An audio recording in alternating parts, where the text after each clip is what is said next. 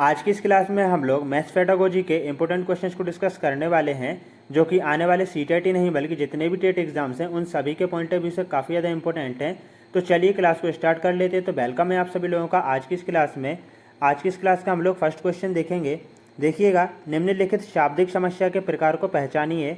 मेरे पास 6 पेंसिल हैं, मनीष के पास मेरे से 2 अधिक हैं। मनीष के पास कितनी पेंसिल हो जाएंगी?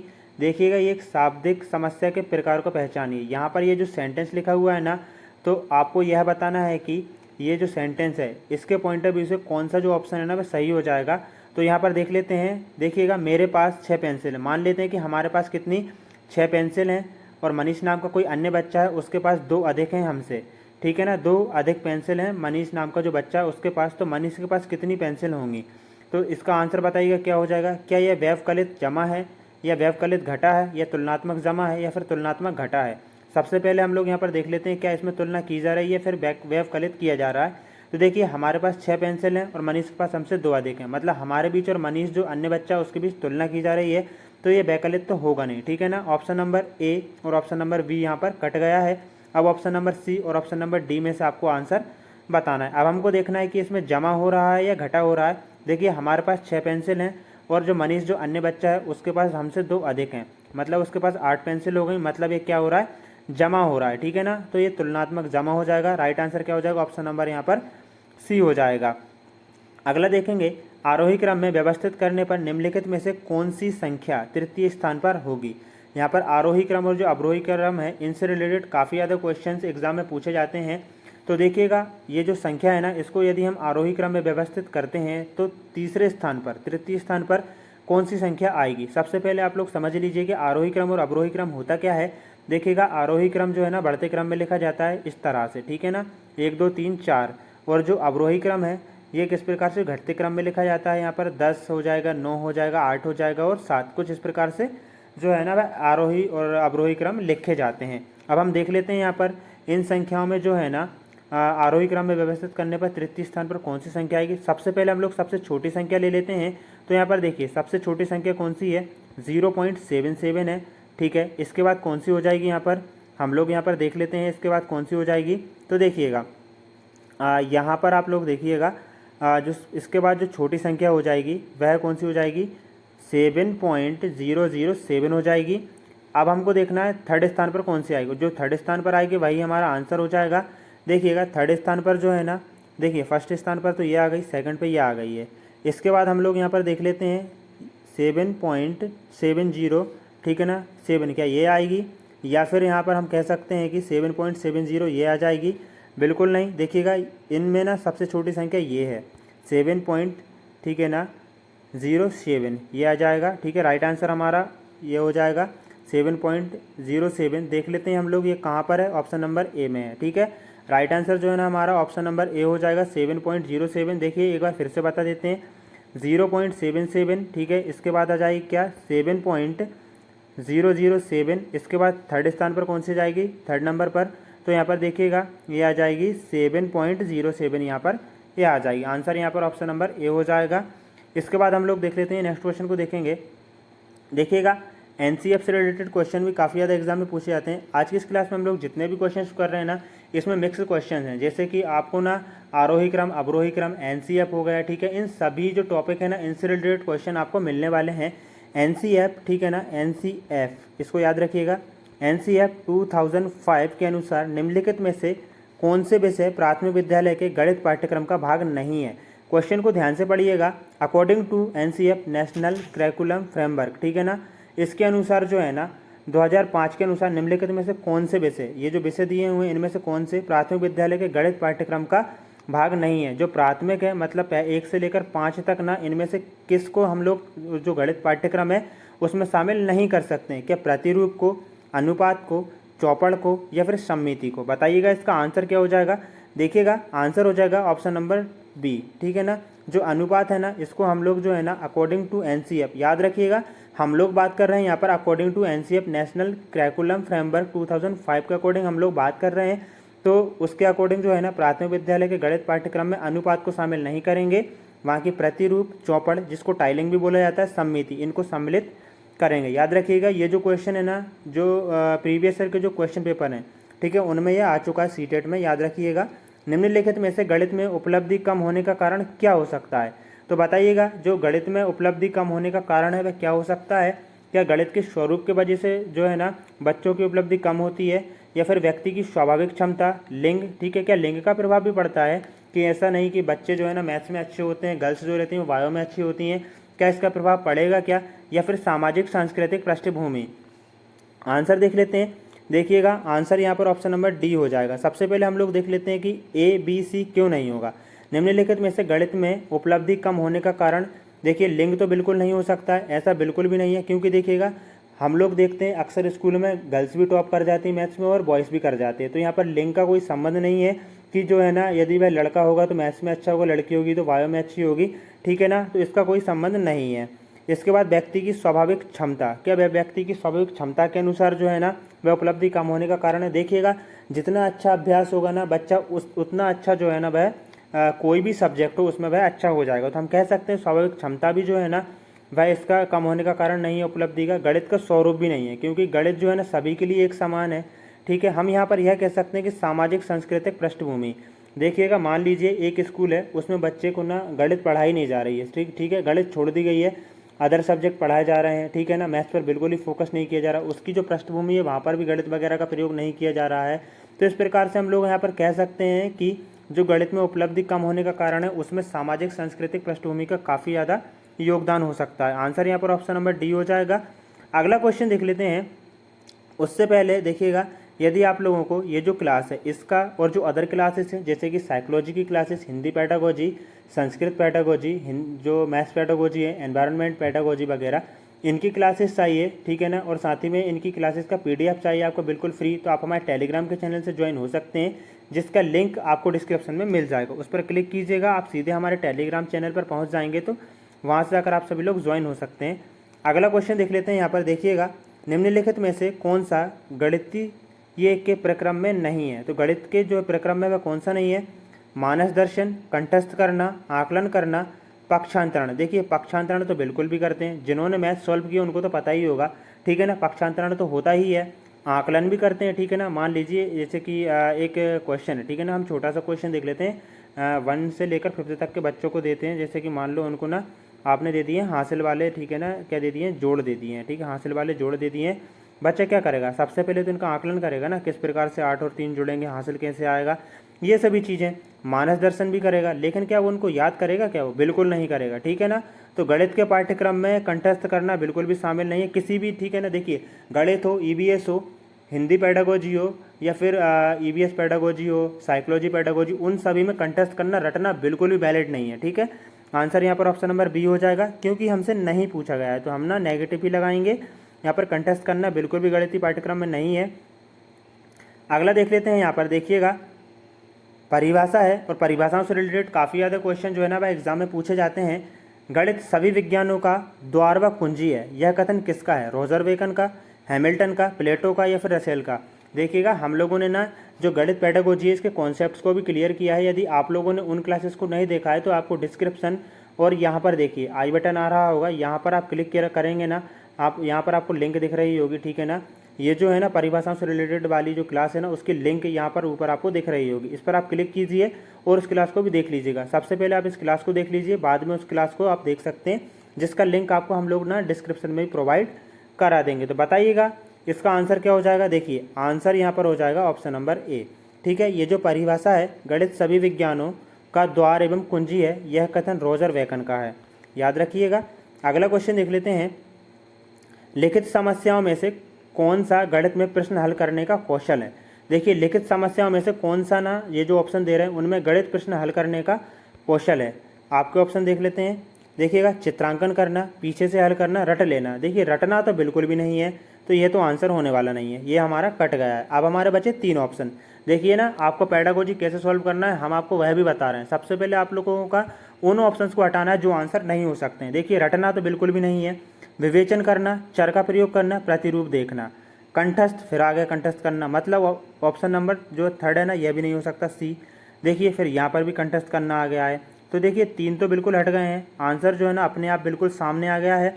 देखिएगा यहाँ पर लिखित समस्याओं में से कौन सा गणित में प्रश्न हल करने का कौशल है। तो देखिए विवेचना भी करेंगे, चर का प्रयोग करने को, प्रतिरूप देखना। ठीक है, आंसर यहाँ पर ऑप्शन नंबर बी हो जाएगा। यदि आप इस प्रकार से पेडागोजी को सॉल्व करेंगे ना तो आपका एक भी क्वेश्चन गलत नहीं होगा। वेन हेले के स्तर जिस विकास की अवस्थाओं का संकेत करते हैं वे कौन से। ठीक है, वेन हेले ने ना एक सिद्धांत दिया है, उनके सिद्धांत को भी हम लोग ना कंप्लीटली डिस्कस कर लेंगे। बस आपको करना क्या है कि चैनल को सब्सक्राइब करके रखना है, ताकि जब भी हम वो क्लास आपको प्रोवाइड कराएं तो जो है ना आपके पास उसका नोटिफिकेशन आ जाए। तो वेन हेले के स्तर जिस विकास की अवस्थाओं का संकेत करते हैं वे कौन से हैं। स्थानीय मान का इन्होंने प्रतिपादन किया है क्या, ज्यामितीय चिंतन, भिन्न या फिर संख्या की संकल्पना। तो इन्होंने जो है ना वह ज्यामितीय जो चिंतन है ना इस पर अपने जो सिद्धांत है ना, ठीक है ना, उसको प्रतिपादित किया है। आंसर यहाँ पर ऑप्शन नंबर बी हो जाएगा। अगला क्वेश्चन देख लेते हैं हम लोग। प्राथमिक कक्षाओं में बच्चे गणित में क्या सीखते हैं, इसके आकलन का ध्यान किस पर नहीं होना चाहिए। ध्यान दीजिएगा, यहाँ पर क्वेश्चन को सबसे पहले आपको अच्छे से पढ़ना है कि प्राथमिक कक्षाओं में बच्चे गणित में क्या सीखते हैं। मान लीजिए फर्स्ट से लेकर 5th तक का बच्चा है तो वह इसमें क्या सीखेगा गणित में, इसके आकलन का ध्यान किस पर नहीं होना चाहिए। तो इसका हमको आकलन करते समय किस पर ध्यान नहीं देना चाहिए। गणितीय अवधारणाओं का विकास, देखिए इस पर तो हम ध्यान बिल्कुल देंगे। गणितीय भाषा का विकास, इस पर भी ध्यान देंगे। गणित की समस्या का जवाब देने में सटीकता, तर्क कौशल, ठीक है, देखो तर्क करे, इस पर भी ध्यान देंगे। गणितीय भाषा का विकास हो, इस पर भी ध्यान देंगे। ठीक है, गणितीय अवधारणाओं का विकास हो, इस पर भी ध्यान देंगे।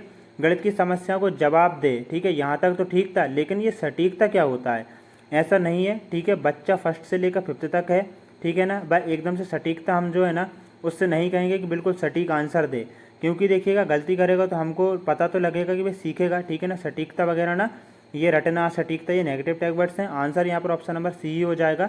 नेगेटिव पूछा गया है, नेगेटिव आंसर लगा देंगे। ठीक है ना, इसके जो आकलन है इस पर हम लोग ध्यान नहीं देंगे। यहाँ पर आंसर ऑप्शन नंबर सी हो जाएगा। अगला क्वेश्चन देखिएगा, यहाँ पर निम्नलिखित में से कक्षा में हो रहा कौन सा कार्य गतिविधि है। ठीक है, इनमें से कौन सा कार्य गतिविधि है। शिक्षक समझाते हैं कि प्रश्न कैसे हल करना है, क्या ये गतिविधि है।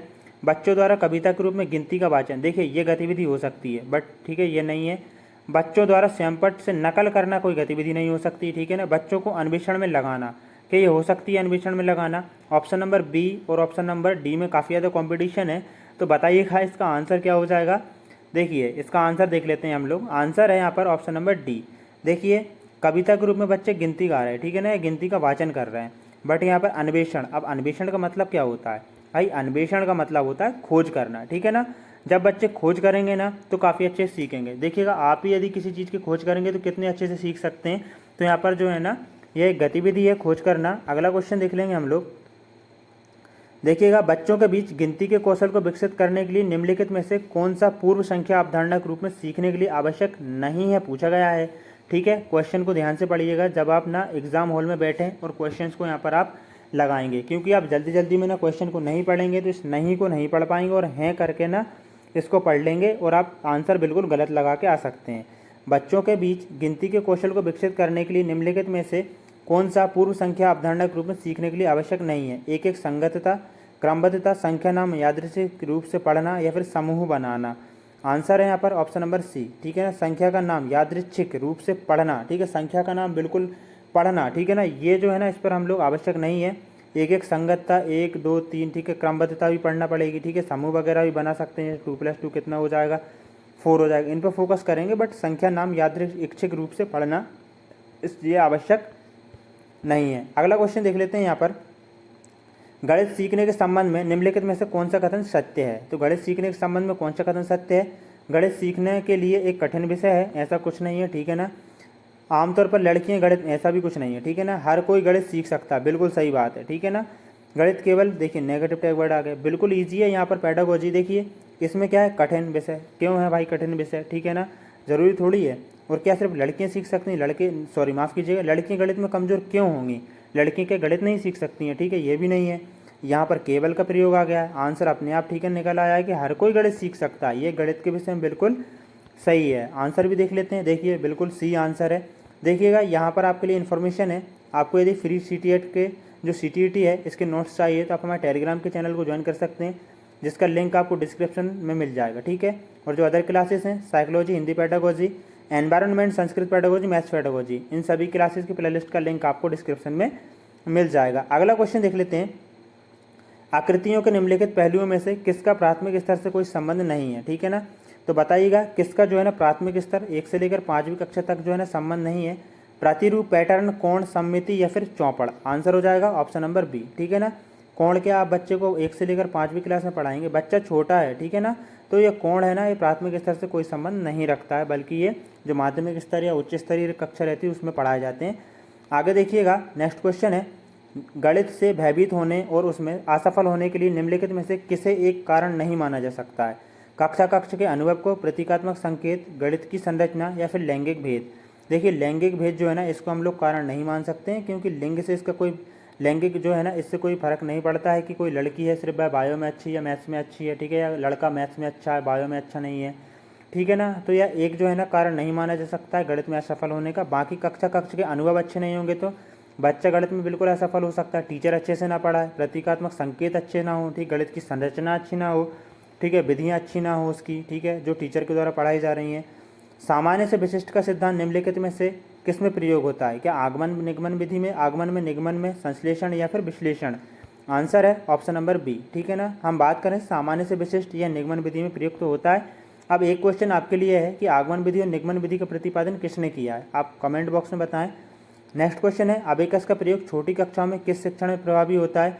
तो ये जो होता है ना, ये होता है यहाँ पर गिनती वगैरह सिखाने में, ठीक है ना, गिनती स्थानीयमान वगैरह सिखाने में जो काफ़ी ज़्यादा कारगर होता है, ठीक है ना। गिनती सिखाने में अबेकस का प्रयोग किया जाता है। हम लोगों ने ना अबेकस हो, ठीक है ना, डॉट पेपर हो, ग्राफ पेपर हो, इनसे रिलेटेड जो है ना कॉन्सेप्ट्स को भी क्लियर किया हुआ है। आपको यदि क्लासेस देखना है डिस्क्रिप्शन में जाइए और आई बटन में भी आपको ना बीच बीच में लिंक देखने को मिल जाएंगे। प्राथमिक स्तर पर गणित की पहेलियाँ मदद करती हैं, तो प्राथमिक स्तर पर गणित की पहेलियाँ किस में मदद करती हैं। कक्षा के प्रतिभा संपन्न विद्यार्थियों को पहचानने में, विद्यार्थियों को मनोरंजन प्रदान करने में, समस्या सुलझाने के कौशल परखने में, या फिर समस्या सुलझाने के कौशलों को प्रोत्साहित करने में। आंसर है ऑप्शन नंबर डी। हम बात करें प्राथमिक स्तर पर, ठीक है, 1 से लेकर 5वीं क्लास के बच्चों पर गणित की पहेलियाँ जो है ना वह समस्या सुलझाने और कौशलों को प्रोत्साहित करने में मदद करती हैं। अगला क्वेश्चन देखिएगा, गणितीय संचारण उल्लेख करता है। तो गणितीय संचारण जो है वह क्या उल्लेख करता है। गणितीय विचारों को समाहित और संगठित करने की क्षमता, समस्याओं को सुलझाने की क्षमता, गणितीय प्रश्नोत्तरी में भाग लेने का कौशल, या फिर गणित के कक्षा कक्ष में बोलने की क्षमता। आंसर है ऑप्शन नंबर ए। हम बात करें गणितीय संचारण जो है वह गणितीय विचारों को समाहित और संगठित करने की क्षमता का उल्लेख करता है। यहाँ पर देखिएगा इसका आंसर क्या हो जाएगा, एक बार फिर से देख लेते हैं। आंसर है ऑप्शन नंबर यहाँ पर, ठीक है ना, ए हो जाएगा। नेक्स्ट क्वेश्चन को देख लेते हैं। यहाँ पर देखिएगा एनसीएफ से रिलेटेड क्वेश्चन फिर से आ गए हैं। यहाँ पर देखिए क्वेश्चन है, राष्ट्रीय पाठ्यचर्या रूपरेखा एनसीएफ वर्ष 2005 के अनुसार प्राथमिक विद्यालय में गणित पढ़ाने का मुख्य उद्देश्य निम्नलिखित में से कौन सा नहीं है। तो देखिएगा अकॉर्डिंग टू एनसीएफ 2005 के अनुसार प्राथमिक विद्यालय 1 से लेकर जो 5वीं तक के विद्यालय हैं उनमें गणित पढ़ाने का मुख्य उद्देश्य निम्नलिखित में से कौन सा नहीं है। आपके ऑप्शन हो जाएंगे यहाँ पर। देखिए बच्चे की सोच विचार प्रक्रिया को गणितीय रूप देना। देखिए जब आप पेडागोजी को सॉल्व करें यह भी ध्यान में रखें कि 1 से लेकर 5वीं तक के बच्चे की बात की जा रही है। बच्चे के संदर्भ में गणित का वर्णन करना, समस्या समाधान के कौशलों को बढ़ाना, गणित के उच्चतर पढ़ाई की तैयारी कराना। ऑप्शन नंबर डी बिल्कुल यहाँ पर सही हो जाएगा, क्योंकि नहीं पूछा गया है प्राथमिक स्तर पर क्या आप गणित के उच्चतर पढ़ाई की तैयारी कराएंगे क्या, बिल्कुल नहीं, ठीक है ना। बाकी बच्चे की सोच विचार प्रक्रिया को गणितीय रूप दे सकते हैं, बच्चे के संदर्भ में गणित का वर्णन भी करेंगे, समस्या समाधान कौशलों को बढ़ाएंगे, बट ये नहीं करेंगे, ठीक है, गणित के उच्चतर पढ़ाई की तैयारी कराना, ठीक है ना, अकॉर्डिंग टू एनसीएफ 2005। यहाँ पर देखिए आंसर यहाँ पर ऑप्शन नंबर डी ही लगाइएगा, ठीक है, यहाँ पे कुछ भी लिखा हो। अगला क्वेश्चन है और आज की इस क्लास का अंतिम क्वेश्चन है, अंकगणित की 4 मूलभूत संक्रियाएं कौन सी हैं। देखिएगा योग है, व्यवकलन है, गुणा है और भाग है, ठीक है। आंसर ऑप्शन नंबर कौन सा हो जाएगा, डी हो जाएगा। तो फ्रेंड्स आज की क्लास आपको कैसी लगी, ठीक है ना। 20 क्वेश्चन हम लोगों ने डिस्कस किए हैं, तो आप ना कमेंट बॉक्स में ज़रूर से बताएं कि आपको क्लास कैसी लगी है। और यदि आप लोगों ने अभी तक जो प्रीवियस क्लासेस हैं जैसे कि मैथ्स पेडागोजी के कॉन्सेप्ट्स हैं, जैसे कि नैदानिक मूल्यांकन, ठीक है, उपचारात्मक मूल्यांकन हो गया, ठीक है, माफ़ कीजिएगा, नैदानिक परीक्षण हो गया, ठीक है, उपचारात्मक परीक्षण हो गया, शिक्षण परीक्षण हो गए, ठीक है, मूल्यांकन से रिलेटेड औपचारिक मूल्यांकन, अनौपचारिक मूल्यांकन, सभी के सभी कॉन्सेप्ट्स को हम लोगों ने क्लियर कर रखा है। आप लोगों ने नहीं देखा है तो आपको आई बटन और डिस्क्रिप्शन में लिंक मिल जाएंगे, तो वहाँ से जाकर आप सभी लोग उन क्लासेस को भी जरूर से देख लें। जय हिंद दोस्तों, वंदे मातरम। मिलते हैं एक और न्यू क्लास में।